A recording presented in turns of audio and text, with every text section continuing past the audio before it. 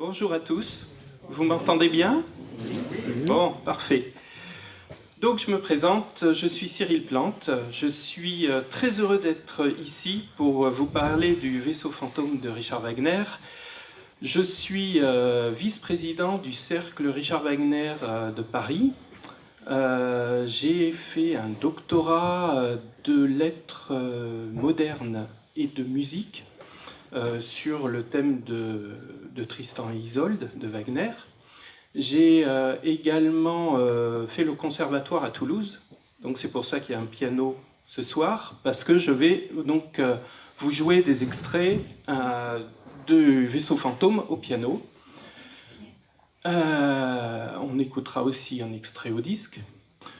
Voilà. Et pour finir ma carrière de wagnérien, je suis également le co-responsable du site internet qui s'appelle le Musée virtuel Richard Wagner, qui est une sorte de Wikipédia sur le monde wagnérien. Voilà pour la biographie.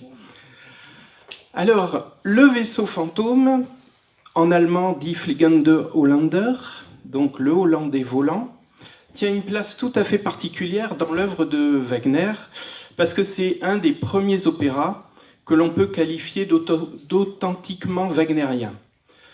Il présente une réelle maturité musicale et il commence à se dégager des influences antérieures. Il commence à mettre en place son système de leitmotiv, qui prendra bien sûr une importance considérable, notamment dans la tétralogie.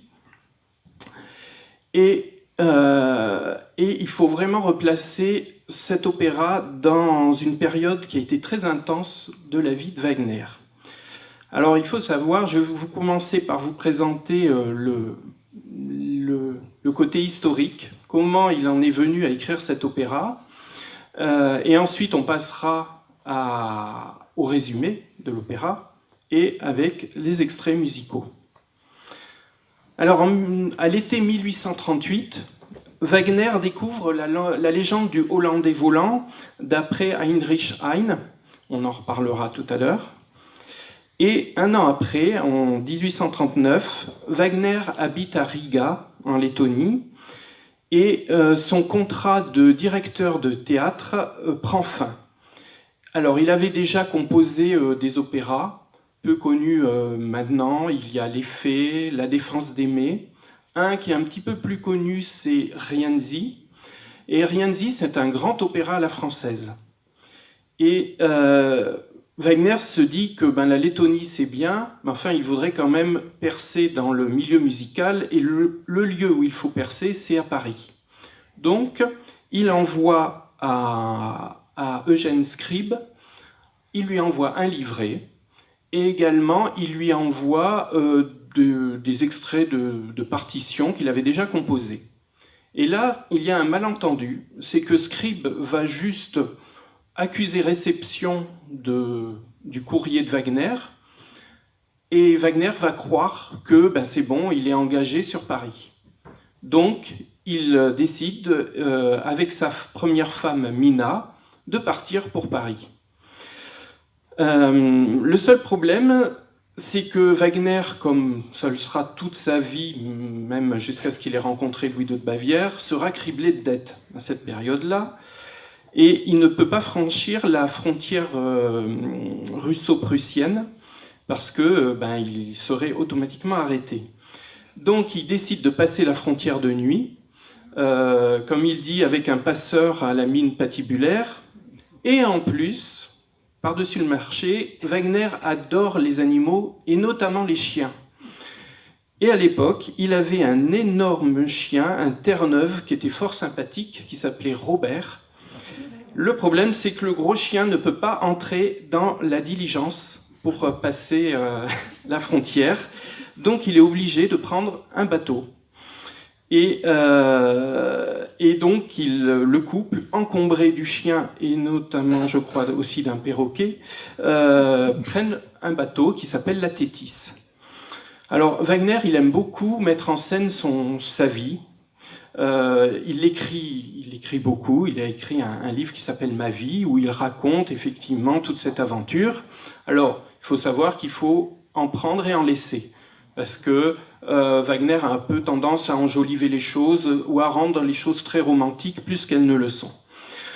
Alors donc, il nous raconte dans son autobiographie qu'il a fait une traversée en bateau, donc de la Lettonie jusqu'à Londres. Donc la traversée de la Baltique dure 8 jours, et au large du Danemark, le navire doit affronter plusieurs tempêtes, et il doit se réfugier dans un petit port norvégien, Sandvik. Et là, dans ce petit port, dans ce fjord, il entend les appels des marins qui se répercutent le long des parois du fjord, et pour lui, il retient cette mélodie, ce chant des marins.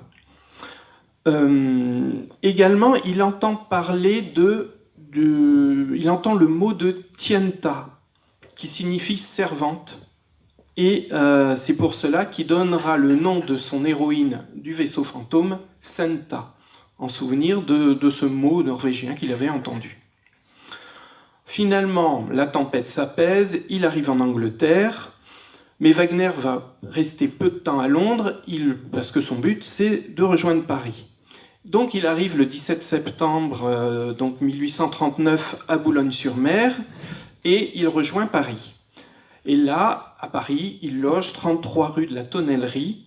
Alors, bon, comme ça paraît peu connu, mais pourtant, c'était une très vieille maison qui était très importante pour Wagner, parce que c'est là où avait vécu Molière. Donc, pour lui, c'était un bon signe.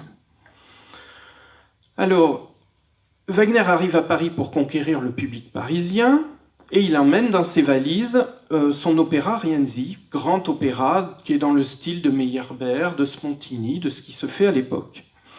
Mais son séjour à Paris est placé sous le signe de la désillusion, parce que personne ne veut s'intéresser à ce jeune Allemand, au talent prometteur mais totalement inconnu, qui est même inconnu dans son propre pays. Et il tente donc de placer un autre opéra d'inspiration italienne, je vous en ai parlé tout à l'heure, La Défense d'aimer, mais il n'obtient aucun succès. En mai 1840, l'Académie royale de musique lui propose de composer un petit opéra, parce qu'à l'époque, on créait des petits opéras de un acte qui étaient couplés avec un autre petit opéra ou avec un ballet.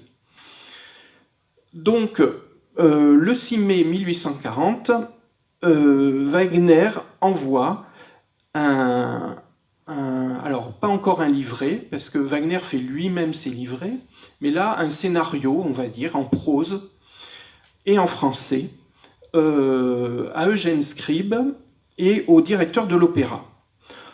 Et ce petit scénario, c'est Le Vaisseau fantôme.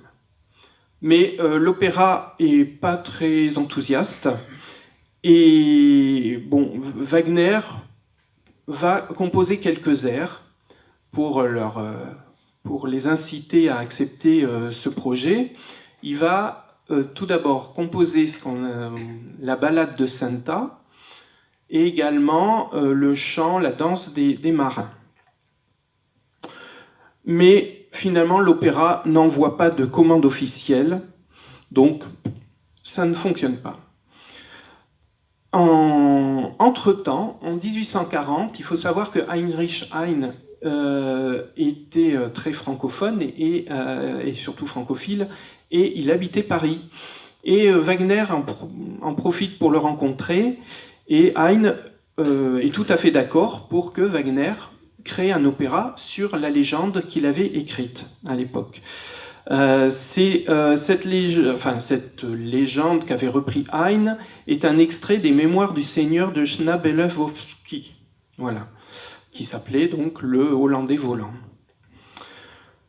Alors, en juin 1841, Wagner fait encore une tentative, mais là, l'Académie royale lui propose quelque chose. Ils lui disent, eh bien, écoutez, vous nous vendez votre scénario, qui lui rapportera 500 louis, et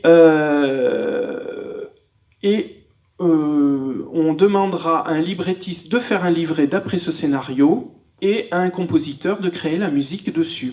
Et le compositeur, ce sera Louis Ditch, qui est resté méconnu jusqu'à maintenant.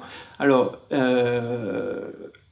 donc, bien évidemment, Wagner a besoin d'argent, comme d'habitude, donc il vend son scénario, mais il dit, moi, je repars en Allemagne et je vais créer mon propre livret, et cette fois-ci en allemand, pour le faire jouer en Allemagne. Donc, ce qui fait que dans la discographie actuelle, il existe 2 vaisseaux fantômes. Il y a le vaisseau fantôme Der Fliegende Holländer de Wagner, et nous avons un autre vaisseau fantôme, le vaisseau fantôme de Ditch, sur un scénario de Wagner, mais sur un livret et d'un illustre inconnu, et la musique de Ditch. On le trouve en disque, mais je vous rassure, la musique de Ditch n'est pas très très intéressante. D'ailleurs, ça s'appelle le vaisseau fantôme ou le maudit des mers. Voilà. Donc Wagner décide d'écrire son opéra en allemand et il le compose en 7 semaines. Il le termine le 22 août 1841 à Meudon, parce qu'il habitait encore la France. Alors, comme il y a toujours un manque d'argent, les repas sont souvent composés de champignons cueillis avec sa femme dans la forêt de Meudon, au grand effroi de son propriétaire, qui était persuadé que ses locataires mourraient empoisonnés.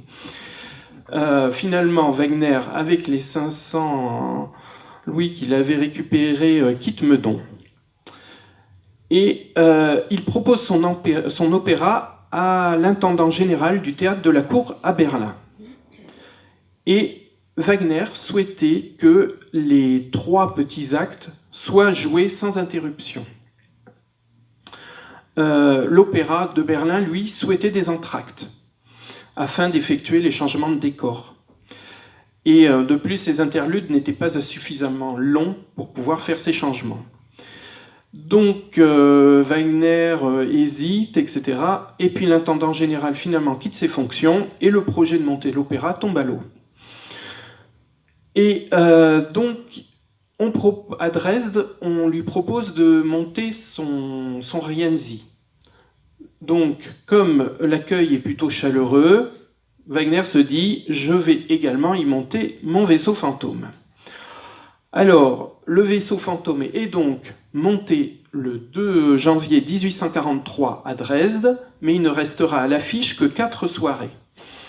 Wagner dit que c'est à cause des chanteurs qui n'étaient pas crédibles, mais on pense également que la modernité de l'opéra n'y est pas pour rien pour cette chute de l'opéra.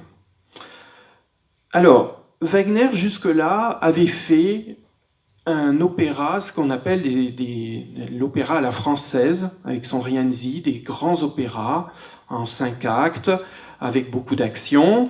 Et là, il a envie de faire quelque chose de nouveau avec le vaisseau fantôme. Pour Wagner, on n'est plus dans l'opéra historique.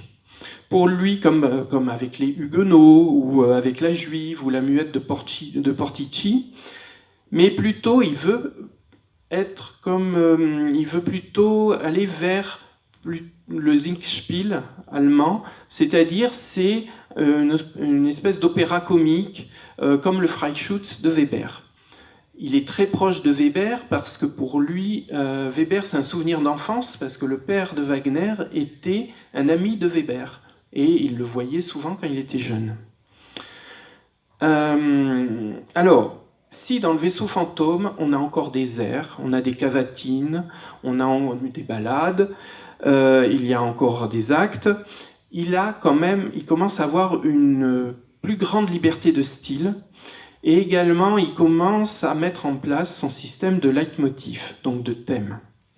Alors il faut imaginer que là, donc on est en 1800, dans les années 40, 1840, 42, 43, il faut penser qu'à la même période, Verdi composait Nabucco et Donizetti composait La fille du régiment. Donc on peut comprendre que le public était un peu étonné d'avoir cet opéra qui était complètement nouveau.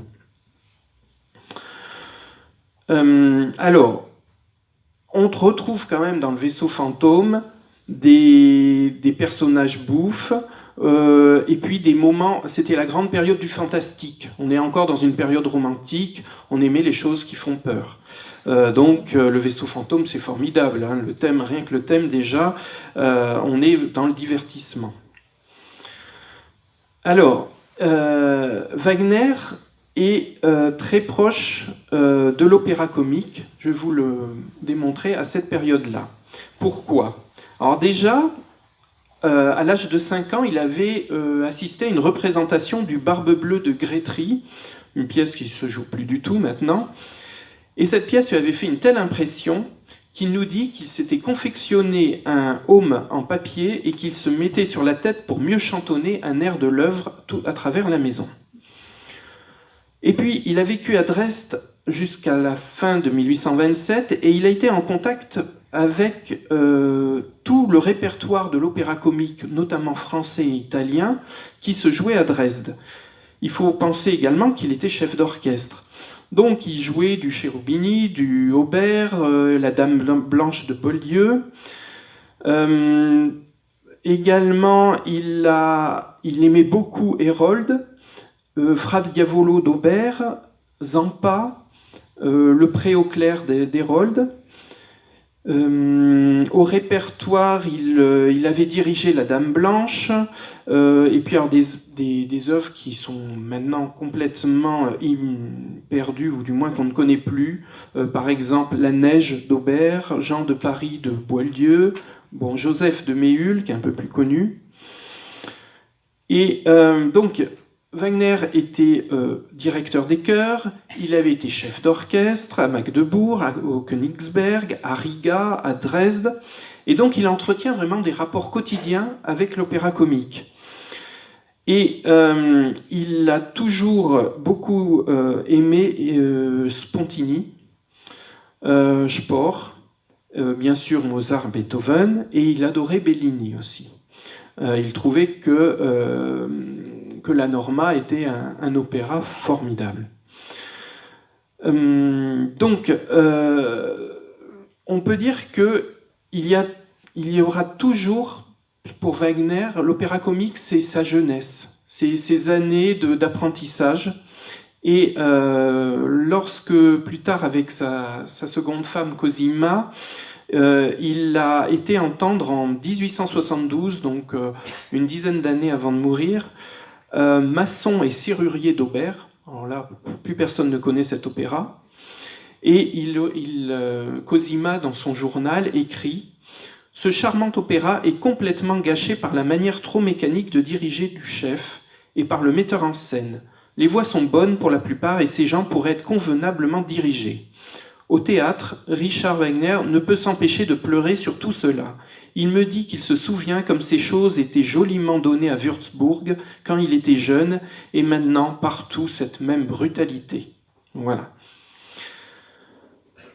Donc, vous allez découvrir que le vaisseau fantôme, c'est encore un petit peu l'opéra comique, c'est le début du Wagner qu'on découvrira plus tard.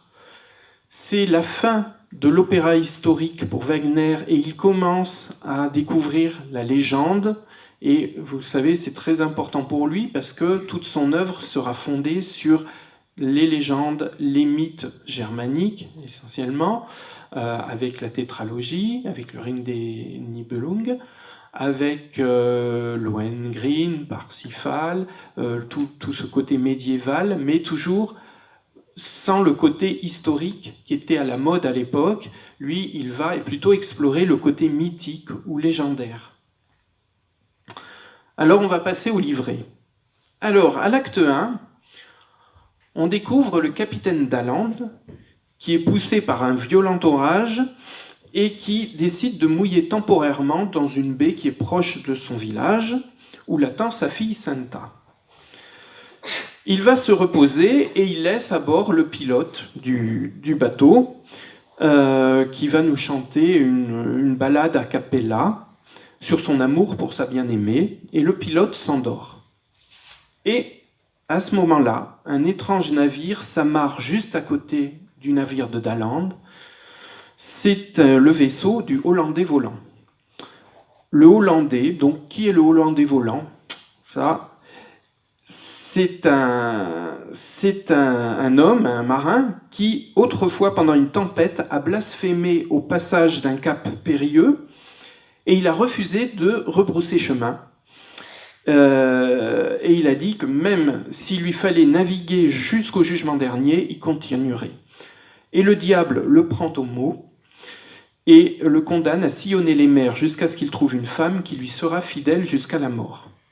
Et il n'a droit de débarquer que tous les 7 ans pour rechercher la femme qui lui apportera son salut. Déjà là, on retrouve des thèmes qui sont très importants pour Wagner, c'est le thème de la rédemption. Pour Wagner, la rédemption se fait par l'amour. C'est le final notamment de la tétralogie. Voilà. Donc c'est un homme qui est mystérieux, qui est à la fois un fantôme et qui vit finalement son enfer sur terre. Et donc on est arrivé au terme de ces 7 ans où il arrive sur un rivage et il doit trouver cette femme qui lui sera fidèle jusqu'à la mort. Le capitaine Dalland réapparaît, il réveille son pilote et il s'interroge sur cet étrange vaisseau qui est juste à côté d'eux, le vaisseau fantôme.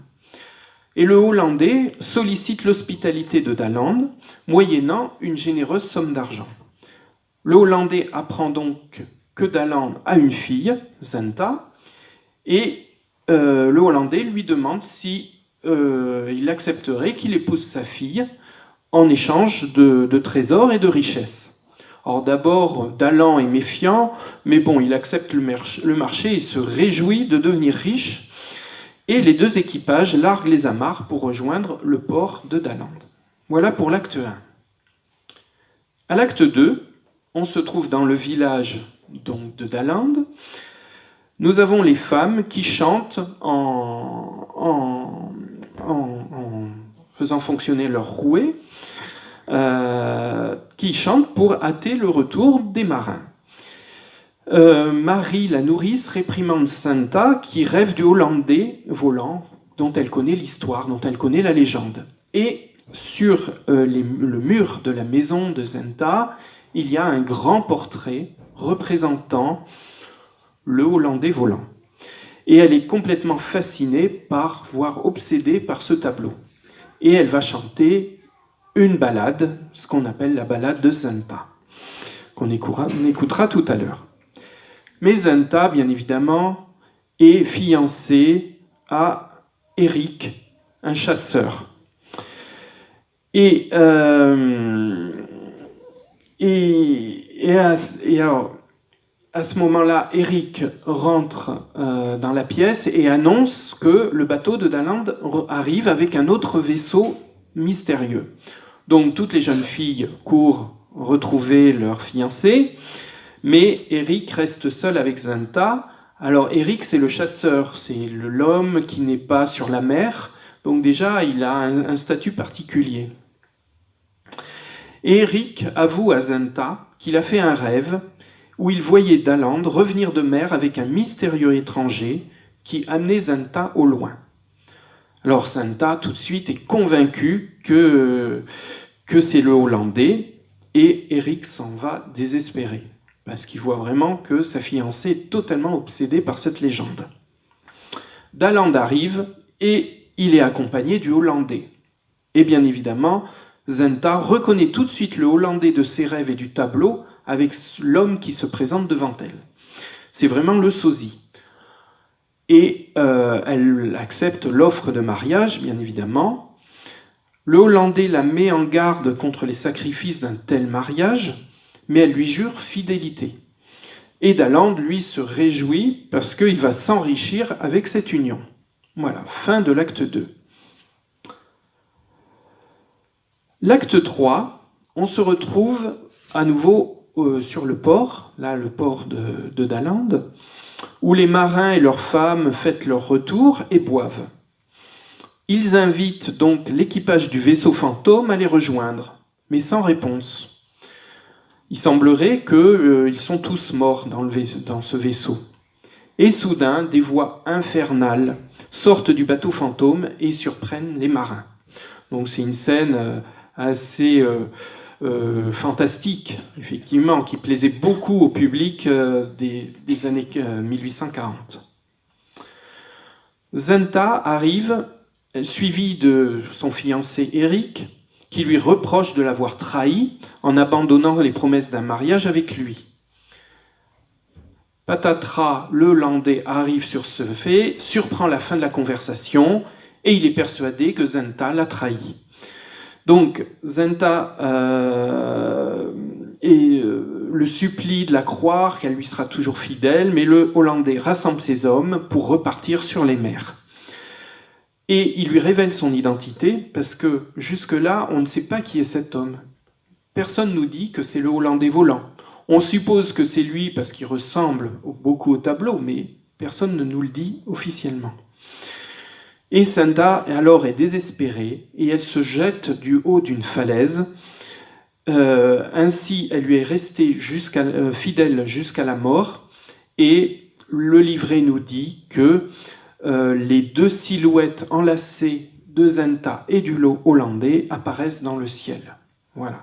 Et donc, elle lui est restée fidèle jusqu'à la mort, et elle aura été la rédemption du Hollandais. Voilà pour le livret. Donc, vous voyez, c'est un livret qui mêle le fantastique, mais qui mêle déjà des thèmes, comme je vous ai dit, la rédemption par l'amour. Il faut savoir que Wagner avait une image très négative du mariage, même s'il s'est marié 2 fois. Dans tous ses opéras, en général, le mariage est mal considéré, tandis que l'amour libre est considéré comme le plus pur des amours. Voilà.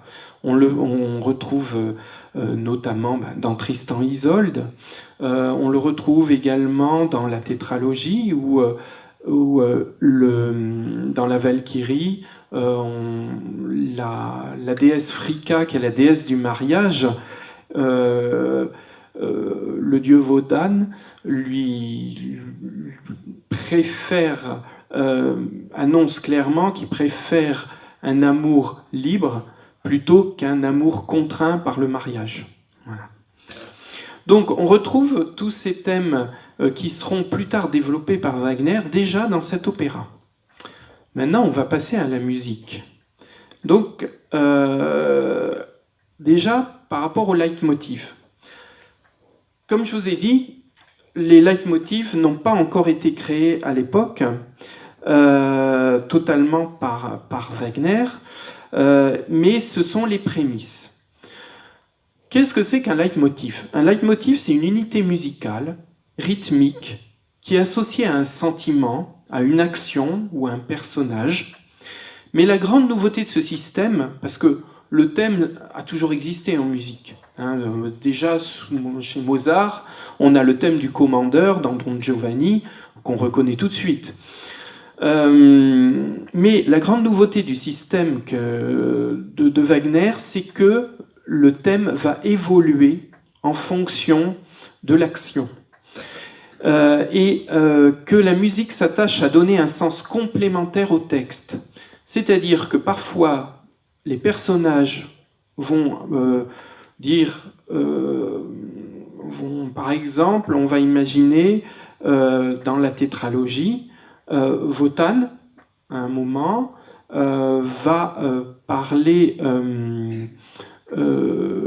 va endormir sa fille, la Valkyrie, au milieu d'un cercle de feu, et le leitmotiv qui est sous les paroles de Wotan, c'est qu'il renonce à l'amour de sa fille.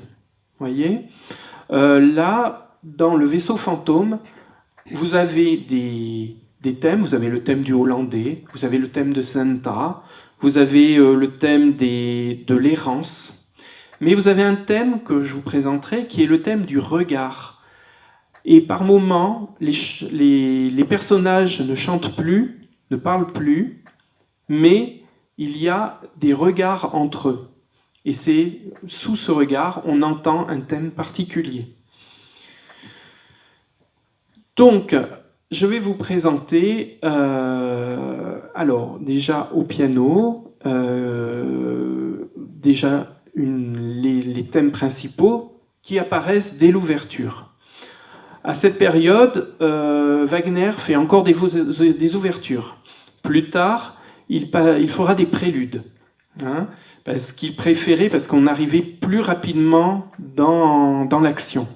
Là, on a droit à une ouverture dans le style de l'époque, c'est-à-dire qu'il reprend les thèmes principaux. Donc vous allez entendre le thème du Hollandais, le thème de Zenta et le thème des marins. Voilà. Donc je vais vous jouer un premier extrait.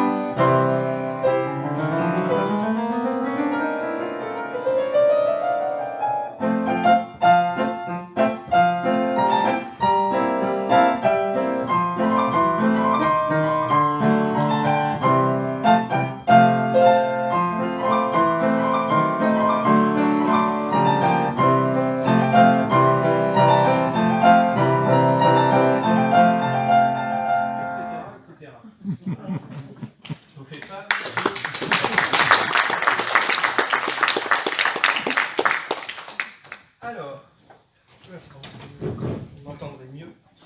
Alors, le thème du hollandais est facilement reconnaissable, puisque c'est lui qui ouvre l'ouverture.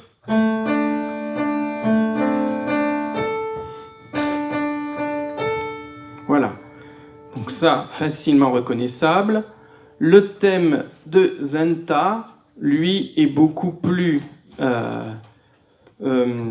mélancolique, lent.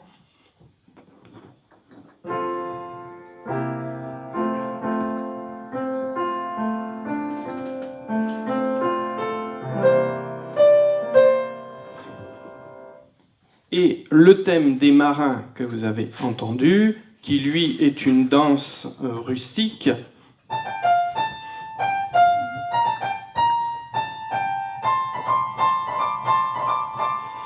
Voilà. Alors là, on est tout à fait dans l'ouverture typique de cette période, c'est-à-dire que une ouverture d'un opéra comique français était toujours avec, au début, quelque chose d'assez tonitruant, avec du fantastique, donc des choses qui font peur. Donc là, on a des chromatismes qui montent, on a des choses comme ça, voilà, qui provoquent de l'émotion. Juste après cet épisode-là, on avait un épisode calme, souvent un peu romantique, qui représente en général l'héroïne. Et ensuite, on avait un thème qui était un thème populaire. Voilà. Et Wagner suit complètement ce schéma-là, même s'il va mettre beaucoup de fantastique là, dans sa partition. Et alors, pour vous montrer que c'est vraiment dans le même système, je vais vous jouer le début de l'ouverture de Zampa de Herold, qui est assez connu parce qu'on entend souvent, on ne joue plus du tout l'opéra, mais on entend souvent l'ouverture.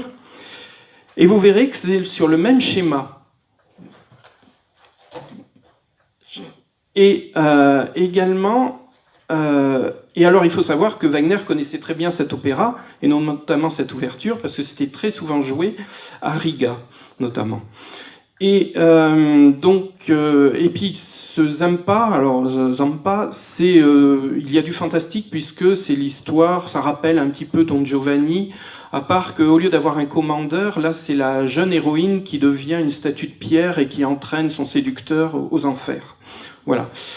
Donc je vais vous jouer et vous allez voir qu'il y a beaucoup, donc pensez bien, beaucoup de similitudes. Pensez bien au début le côté fantastique, le côté là c'est assez joyeux, là dans notre vaisseau fantôme c'est plutôt terrifiant. Un thème qui fait peur, un thème qui représente souvent la jeune fille, et ensuite un thème qui est ou une marche ou un thème populaire.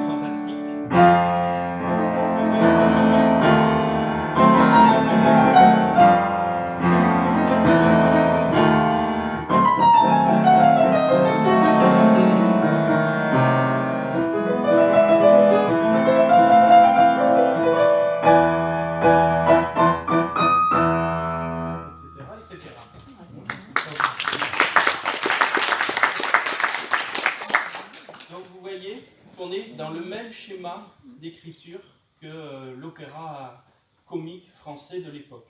Alors c'est vrai qu'on a un peu de mal à imaginer que Wagner, qu'on connaît dans des grandes œuvres, et puis surtout dans la modernité, qu'il ait pu avoir cette influence-là, surtout à ses débuts. Donc après l'ouverture, je vous passe les scènes qui font avancer l'action. La scène la plus prenante du premier acte, c'est l'arrivée du Hollandais volant. Parce que c'est une musique très sombre et où Wagner a su montrer toute l'émotion, toute la détresse de cet homme qui nous paraît finalement pas si effrayant que ça, mais qui mérite plutôt de la pitié de notre part, parce que il est contraint à un purgatoire à vie sur les mers. Et il lui donne à chanter une très belle mélodie qui représente effectivement toute la souffrance. Alors c'est un long monologue. Alors vous savez, Wagner, il aimait bien les longs monologues. Il aimait bien les choses qui étaient longues. Et donc, voilà, là c'est la fin du monologue du Hollandais.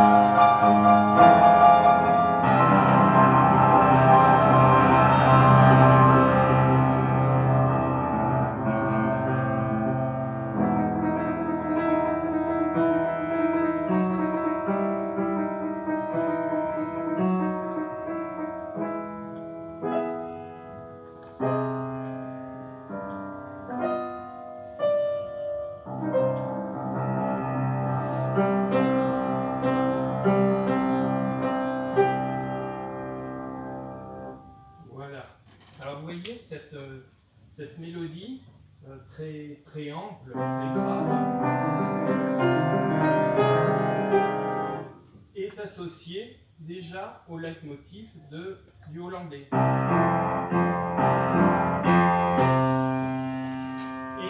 on entend un petit peu le thème de la rédemption juste à la fin de cela, puisqu'on entend...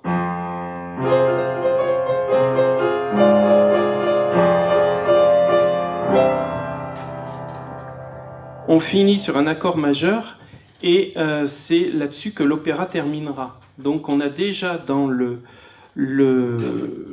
monologue du Hollandais, à la fin, le thème de la rédemption qui apparaît. C'est surtout cet air-là qui est le plus important dans le premier acte, ainsi que le chant du pilote, qui est un chant a cappella. Wagner aimait beaucoup le chant a cappella, donc dans Le Vaisseau fantôme, on entend effectivement le pilote qui chante cette chanson à sa bien-aimée quasiment a cappella. On aura la même chose dans Tannhäuser, où on a un jeune berger qui chante a cappella. Dans Tristan et Isolde, il va reprendre le thème du marin qui chante seul au tout début du premier acte. Voilà, c'est quelque chose qui lui plaisait. On va passer maintenant à l'acte 2, avec notamment la première scène des fileuses. Donc, scène qui rappelle beaucoup Mendelssohn, et puis qui, avec ce jeu des rouets qu'on entend, qui rappelle aussi Schubert, Marguerite aux rouets. Et donc on a une très jolie mélodie qui est beaucoup plus jolie avec le chœur que moi je ne le ferai au piano, mais qui montre encore le côté romantique de Wagner.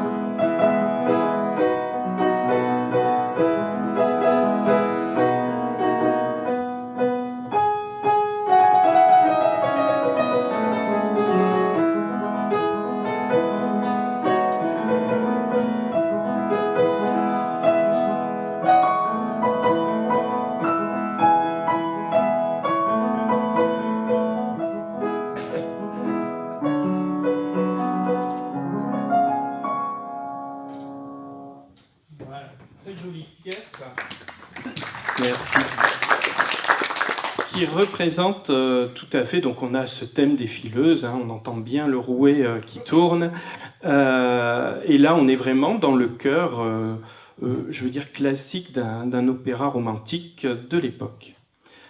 À la suite de ce chœur, donc, on a la fameuse ballade de Zenta.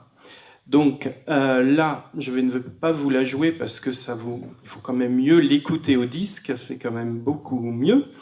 Donc, vous allez l'entendre chanté par Martha Fuchs à Berlin en 1940. C'est un enregistrement d'époque, mais qui est très bon, ma foi. Et donc, là, on est vraiment dans la ballade germanique. Ça rappelle effectivement toutes les grandes ballades de la littérature allemande, et donc en 3 strophes, où Zenta raconte la légende du Hollandais volant. Donc on va écouter. Alors, bien évidemment, ça commence d'abord par l'évocation toujours du Hollandais avec son thème, et a cappella, la chanteuse va reprendre le thème, et ensuite elle va chanter sa ballade. Allons-y.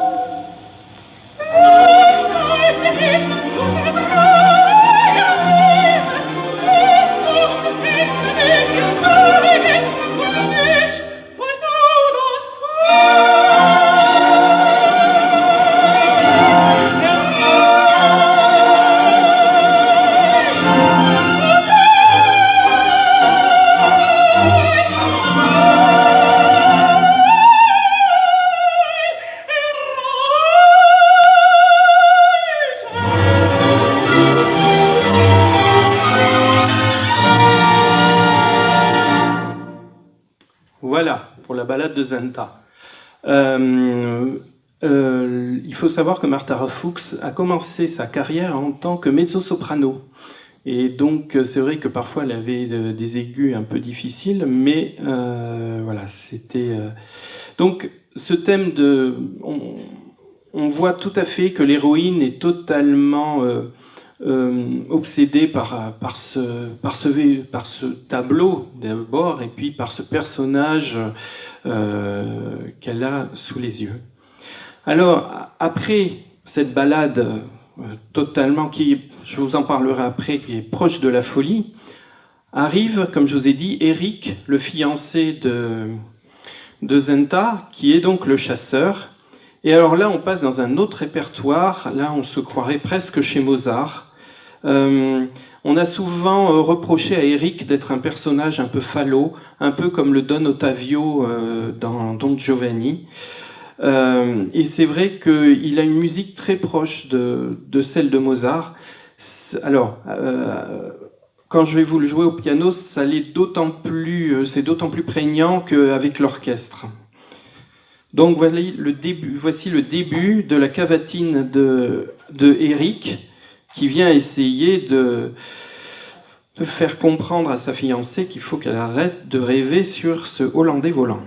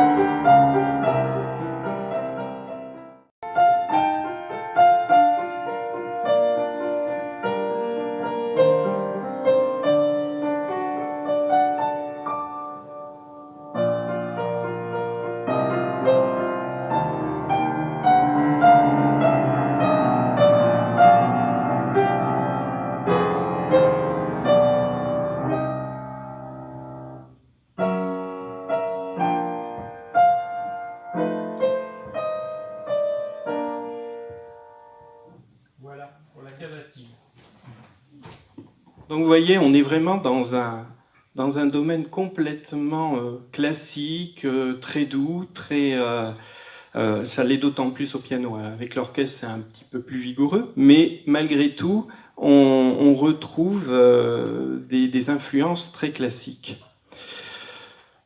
Après Eric, donc, va arriver notre Daland, le père, avec le hollandais. Et là, on va avoir droit à un autre style à nouveau, un style très bouffe, qui rappelle beaucoup Donizetti ou Rossini, parce que Daland est quand même l'image du père qui n'est pas très regardant quand même, puisque le premier étranger qui passe, il lui offre sa fille en échange d'un beau trésor. Donc là, nous avons vraiment un rôle de basse bouffe, comme on peut en trouver dans l'opéra italien, avec une musique aussi qui aurait pu tout à fait être écrite par Donizetti ou Rossini. C'est une pièce qui est souvent chantée par les basses en concert. Et vous allez entendre un leitmotiv que vous n'avez pas encore entendu, c'est celui du regard dont je vous parlais, parce que Daland, il chante, mais vous avez d'un côté le Hollandais et de l'autre côté Zenta qui se regardent yeux dans les yeux. Et alors il leur pose des questions, il leur dit « Alors, ma fille, elle te convient ?» Le Hollandais ne répond pas. Alors, est-ce que cet étranger te convient? Zenta ne répond pas, mais par contre, il y a un jeu de regard. Et ce jeu de regard, vous le trouvez avec ce leitmotiv.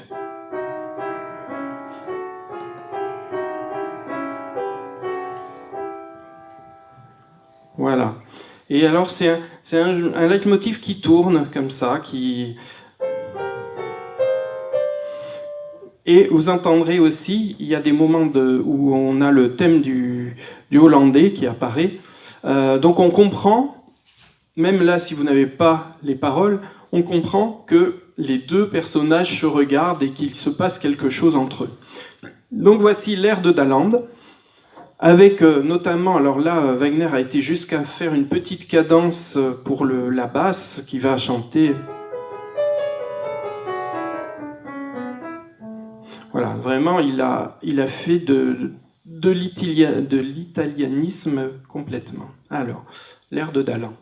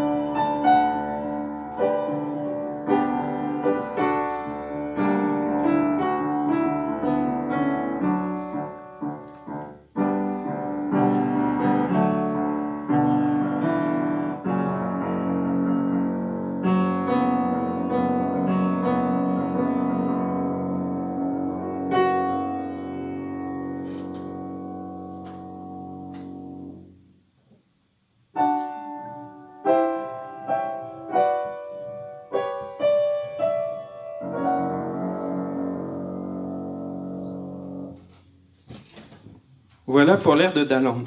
Donc vous voyez qu'on est dans un tout autre style, un style tout à fait bouffe, très, très drôle, très comique, avec des touches parfois du hollandais, de Senta, des choses un petit peu plus graves. Ensuite, une fois que Daland laisse seul, vous avez entendu à la fin de l'ère, progressivement, on voit que le père s'en va, et nous avons donc le hollandais Zenta qui vont se retrouver seuls, et elle va lui vouer fidélité si il se marie. Et l'acte va se terminer sur un très beau moment, encore très proche de l'Italie, avec un final assez, oui, très beau au niveau mélodique.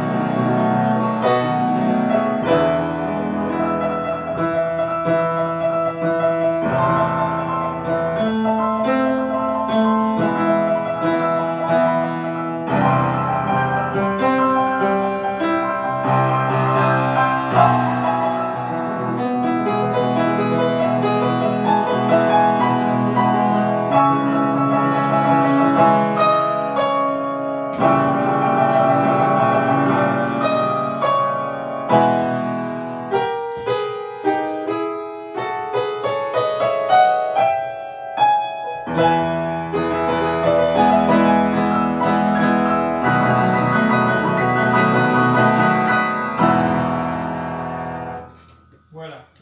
Donc on a ce très beau thème de Zenta et du hollandais qui chantent en duo.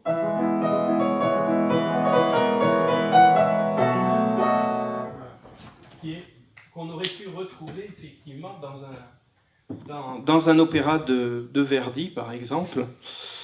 Et alors justement, on est à la fin de l'acte 2, et à l'acte 3, alors ça vous ne l'entendrez pas dans la version que vous verrez, puisque c'est sans entracte. Mais Wagner avait fait une version avec un entracte entre chaque acte, et il débute donc l'acte 3 par ce thème. Et donc là, je vais vous faire écouter le tout début de l'acte 3.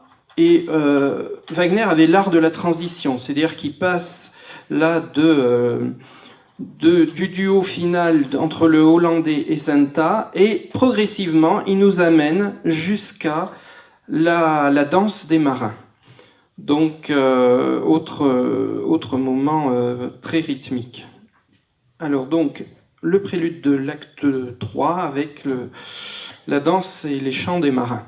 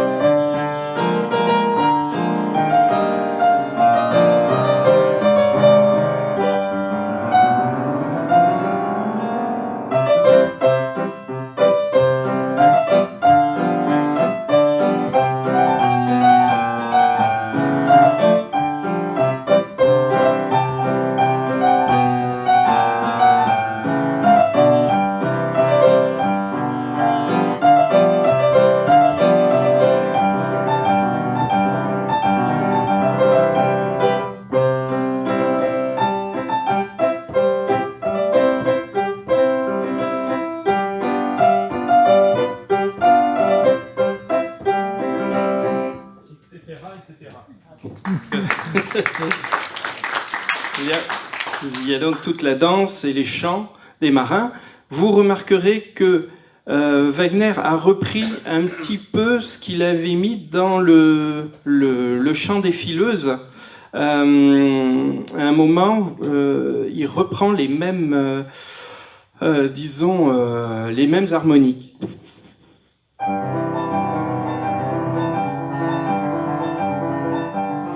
Ça, c'est ce qu'on a trouvé déjà dans le chant des fileuses. Donc on voit que les fileuses et les marins sont ensemble, dansent, et c'est à ce moment-là qu'il va y avoir la confrontation avec l'équipage du vaisseau fantôme, qui eux sont là pour faire peur au public. Il y aura encore une cavatine pour Eric, que là je n'ai pas préparée, qui est également dans le même style que la première cavatine. Et c'est surtout, j'arrive sur la fin, où on a le thème, au moment où Zenta se jette dans la mer. Alors là, on a un gros flot de musique pour indiquer effectivement la mer en furie. Et ça se termine sur le thème de la rédemption, une rédemption par l'amour, qui est très lumineux, et qu'on avait déjà entendu dans l'air du hollandais au premier acte, et qu'on entend également à la fin de l'ouverture.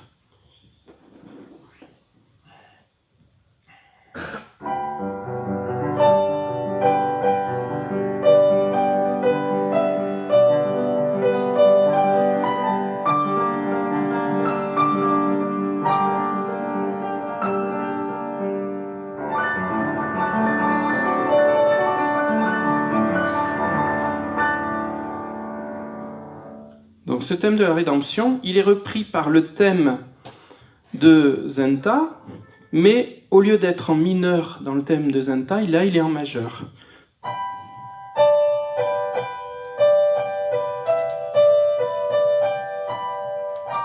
Voilà, donc c'est le thème de la rédemption du hollandais et de Zenta. J'en ai fini pour la musique. Je veux quand même rajouter quelques éléments pour mieux comprendre le spectacle. Déjà, Wagner est un bon romantique du début du XIXe siècle, et notamment un romantique allemand. Donc la nature est un thème qui est cher à Wagner, et les éléments déchaînés de la mer sont pour lui porteurs de sentiments et de passion. Mais également, il y a un autre élément très important dans le hollandais volant, le vaisseau fantôme, c'est le thème du rêve. Parce que vous verrez que plusieurs personnages vivent dans le songe et non plus dans la réalité. Par exemple, déjà à l'acte 1, au début, le pilote s'endort, et comme par hasard, c'est à ce moment-là qu'apparaît le vaisseau fantôme et le hollandais, comme s'ils sortaient du rêve du pilote. De même, à l'acte 2, la balade de Zenta est quasiment une expérience délirante pour la jeune fille. Et lorsque le hollandais entre dans la pièce, on peut se demander si elle n'est pas en train de continuer à poursuivre son délire obsessionnel. Comme je vous l'ai dit également, Eric rêve que Zenta est emportée par le hollandais, dans une sorte de rêve prémonitoire.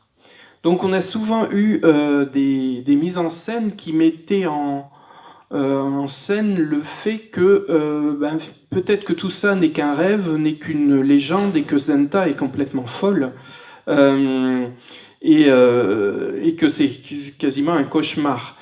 De même, à l'acte 3, les marins boivent, donc on peut penser qu'ils sont fortement enivrés, voire bien éméchés, et c'est à ce moment-là qu'ils entendent l'équipage du vaisseau fantôme qui hurle.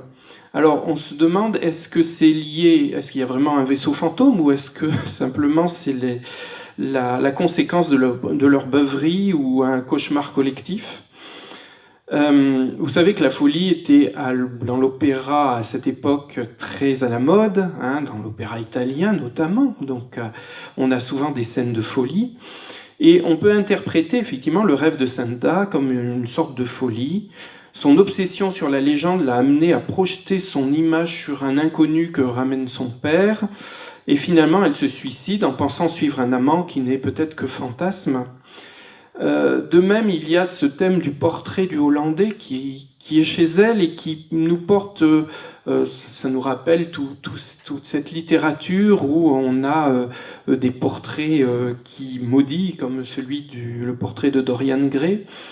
Voilà. Il faut savoir que Wagner écrivait beaucoup. Il existe, tous ses textes sont publiés, il y a 13 volumes d'écrits. Et il a écrit notamment un ouvrage qui s'appelle « Remarques sur la représentation de l'opéra Le Vaisseau fantôme ». C'est un texte qu'il écrit quelques années plus tard, même bien plus tard, je crois 20 ans après. Et il écrit, voici ce qu'il écrit, que le Hollandais a la grandeur de ses futurs héros et que Daland, le père de Zenta, n'est pas seulement un personnage comique.